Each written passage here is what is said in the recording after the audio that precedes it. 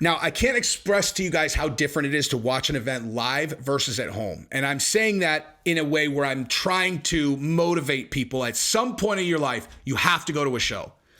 But it's very, very rare when someone who has not been to a show gets to experience what it's like to have an enormous moment as if you were there, like I'm going to provide to you in this video, because I have a clip of Weilei knocking out Joanna that will literally show you, like not show you, make you feel exactly what it's like when you're actually in the building. This is a clip. I just stumbled on this. It's a clip that is taken from the cage, like hand on the canvas from the outside.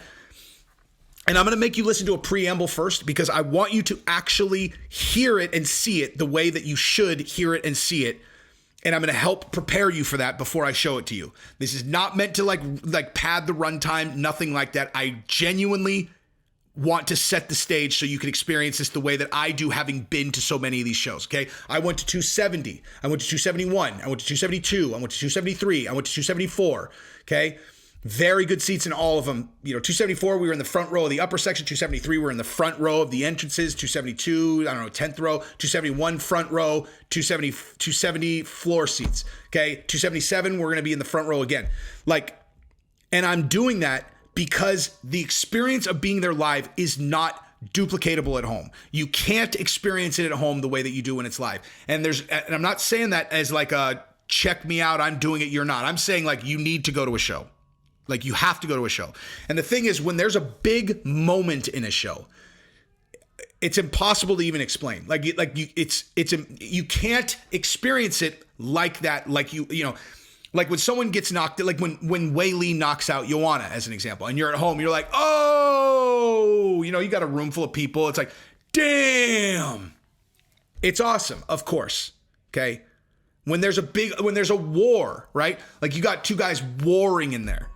Like, Gaethje and Michael Chandler. I was watching that at a bar in Florida, and I was like, I was losing my mind during that fight, okay? Then I went to 273, and I was in the building for Hamzat versus Burns. Like, I couldn't shake the feeling that I had from that fight off for a week. Like that, it was like that. The emotion of being there was like in my throat for a fucking week.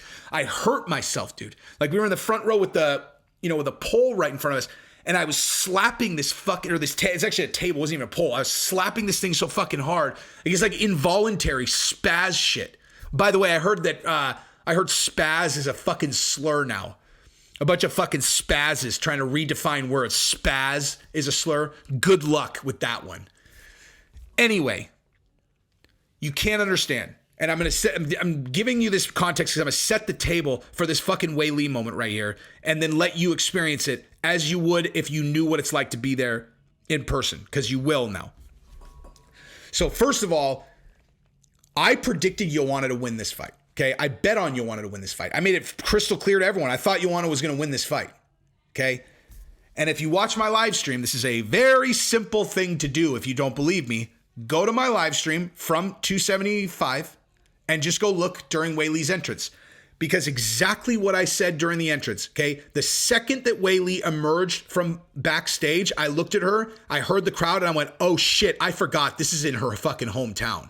Like this is, like Weilei's at home. And I know what it's like to be there. Like I know what it's like to be there. So when I heard that crowd and then I looked at her face, I was like, dude, oh my God, man. I was like, she's not losing this fight. You could, like defending your championship when you're Chinese and you're in Vegas and you have everyone booing and you're kind of like, all right, whatever. That is a completely different fucking ball game from being Chinese, the former champion in Singapore, where the entire crowd is rooting for you and you've got your country on your back and you're in, I mean, obviously not in your, but like, you're basically as close to being in your country as you're going to get, dude. Like I could see in her face. I was like, she's not losing this fight. And you could go fucking run the tape if you don't believe me. I was like, she's going to win. Just look at that. Because that thing where someone's got the world on their back. Some people step up and some people fall apart. And I looked at her face and I said, I'm like, she's going to win this fight. And I say that to set the table for this video of this knockout, because when something like this happens, okay, like I said, like the Burns and Khamzat fight, great example of like where the whole time, like you just get, like you're choking on it, dude. But like 274, when Chandler knocked out Tony Ferguson, the place literally, like if energy was capable of rattling cement, the fucking place would have come down. Like it would have imploded on itself. It would have been like a demolition of the fucking building that we were in. The energy was just like, people lost their mind. Like they lost their fucking mind, me included. You know, for a short period before I started wondering if Tony Ferguson was ever going to wake up, you know. But Weilei had the fucking weight of the world on her right there. And the entire crowd was just like, please, like they wanted her to win so bad. And when a thing like that happens and you feel the fucking, the rise of the energy in the stadium, it's like, it's not like anything you'll ever experience in your life. And so like if you go to a show, even if you don't get a moment like that, you always get a moment like that. And the reason is because of the Teenage Wasteland, the intro. Michael Chandler alluded to that when he did my show. Like when Chandler came on the show and he talked about when he was going to fight Gaethje and he went out to watch Teenage Wasteland. Now, for those of you who don't know what that means, okay, like there's this montage of UFC fights. It's like 5 or 6 minutes long. And it's during the whole song of Teenage Wasteland. It's the greatest fucking sports highlight montage ever. And you only see it if you're in person, and they do it in between the prelims and the pay-per-view. Like, so the prelims end right before the pay-per-view broadcast starts. You only see it in the stadium. It's unreal. I've seen, like I said, 270, 71, 72, 73, 274. Before I realized that they did it every single one, like at 270 when it came on, like I grabbed the dude that I was, I'd seen it, but years ago, right? Like I grabbed the dude I was with and I was like, bro, like we just looked at each other like, oh my God, dude, if there was a wall in front of us, I put my fucking face through it. And then 271 to Gabrielle, I kind of forgot. And I was like, dude, whoever fucking edited that, give that motherfucker a raise. And then by 272, we remembered. And so we were like waiting for it. And it's like, it's fucking unreal, dude. But I've never been there when the hometown person scores a hellacious knockout. Like when the person that every person in the fucking building wants to win scores a knockout. I've never been there for that, okay? Now, the reason why I have earphones in right now is because I'm going to play this video for you guys, except that I'm going to play it for myself again. And I want to listen. I want it in my fucking earphones. Like I want noise cancelers off, because what you're listening to, what you're watching, you're not just watching it, okay? When this comes on in a second, what you're going to do is you're going to turn the volume all the way up, okay? Whatever your if you have the ability to put headphones on, put your fucking headphones on. And I'm serious about that, okay? If you're watching on a phone, you got headphones in the other room, press pause and go get your fucking headphones, okay? If you have noise cancelers, fucking turn them on. If you're in a room by yourself, turn the shit on full blast. And then try to understand what I'm saying when you listen to this, that you have probably 40,000 people or whatever, however, even 20,000, whatever's in that stadium. 100% of them wanted Weilei to win, and they're going to erupt at this knockout. And so with that, we're going to watch it. And I'm probably going to watch it 3 or 4 times, and I'm just going to put it in there 3 or 4 times, when I edit this. So let's watch this together. This is Weilei redeeming herself at 275 in front of a fucking crowd of people who are dying to see. Let's go. Boom.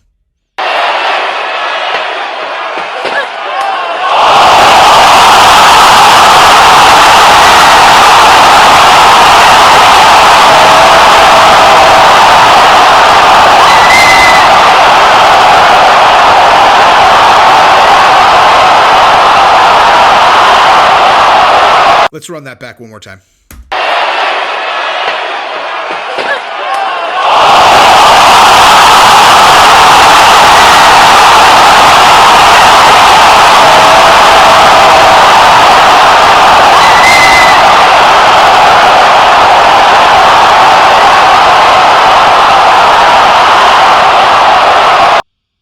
One more.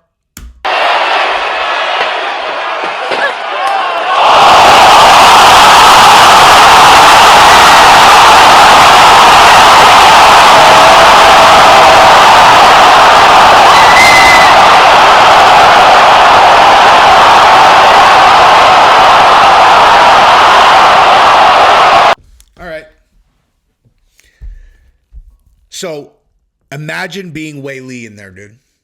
Imagine the fucking weight of that fight on her. And then imagine that moment for her. And imagine what it's like in there when the decibels that you can hear in your noise cancelers, you better kick that up about a 5x, dude. I love this fucking sport, man. I'm unhappy that I'm gonna miss 276, but I'm going to 277. And well, shit, I'm going to the Cater fight on Saturday. If Anthony knocks out Magomed, I'm gonna rip one of the fucking chairs out and I'm gonna throw it. And if I hit someone, I fucking hit him, dude. There might be 2 knockouts in like two minutes because Anthony knocks out Magomed. I'm ripping my chair out of the fucking floor and I am throwing it as hard as I can onto the floor seats because we're in the front row right next to the. So if you get hit with a chair after Anthony knocks out Magomed, you'll know who did it. Anyway, so that's what I got. Love you guys.